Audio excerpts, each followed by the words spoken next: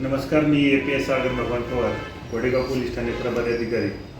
Godegaon police Thane हद्दीमध्ये काल दिनांक 12/5/2026 रोजी आपल्या गोडेगाव बाजारपेठेमधील एका देशी दारू दुकानाच्या समोरील परिसरामध्ये एक इसम बेशुद्ध अवस्थेत मिळालेलं होतं. तर त्या ठिकाणी ते मिळाल्यानंतर त्याला तात्काळ दवाखान्यामध्ये नेले, पण त्यापूर्वी डॉक्टरने सांगितले की तो मयत झालेला आहे. त्या मयत इसमाची बाबतची माहिती घेतली. त्या अनुषंगाने माहिती मिळाल्यावर आपण त्याची ओळख पटवली. तर त्या व्यक्तीचं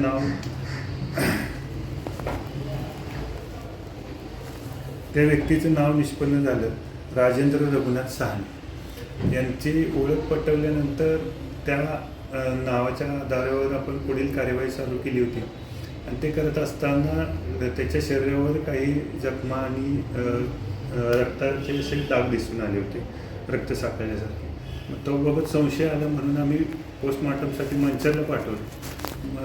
इन बिटवीन आपल्या पोलीस पथकांनी त्याबाबतचे परिसरातले CCTV फुटेज चेक केले. ज्या ठिकाणी तो मयत इसम मिळून आलेला होता त्याच्या परिसरातल्या फुटेजमध्ये आम्हाला असं दिसून आलं की एक इसम त्याला त्याच वेळी मारहाण करत असलेलं दिसलं. एका लाकडी दांडक्याने त्याला मारहाण करत असलेलं दिसलं.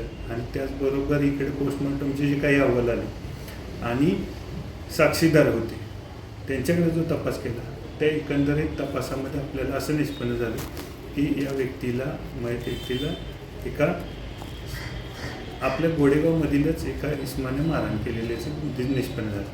त्याबाबतचा शोध घेतला. त्या शोध घेतलेल्या संशयित इसमाचं नाव आहे महेंद्र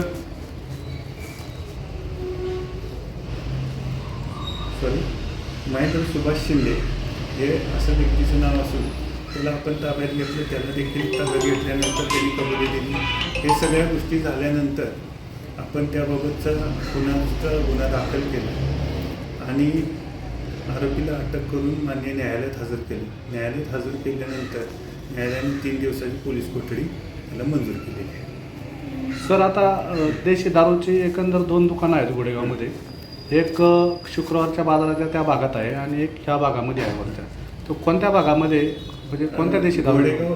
तर त्याच्यामध्ये दुकानाला असं स्पेसिफिक नाव नाही, पण या गोडेगाव भीमाशंकर रोडला उजव्या बाजूला जे आनंद बिअर बार आहे आणि रेस्टॉरंट, त्याच्या पाठीमागच्या बाजूला एक सरकारमान्य देशी दारू दुकान आहे. त्या परिसरामध्ये ती घटना घडलेली आहे. सर, या अगोदर त्या भागामध्ये अनेक वाद होतात. म्हणजे मागील टायमात मी गेलो होतो त्या टायमाला काही वाद चालू होते, मारामारी होतात. त्यामुळं ते जे दुकानदार आहेत त्यांना काही आपण सूचना केलेल्या आहेत का? आमच्याकडून असा कुठलाही कायदा व सुव्यवस्थेचा प्रश्न उद्भवणार नाही यासाठी आम्ही वेळोवेळी पेट्रोलिंग लावलेली आहे. आणि परिसरातले जे काही व्यावसायिक आहेत त्यांना देखील तशा सूचना दिलेल्या आहेत.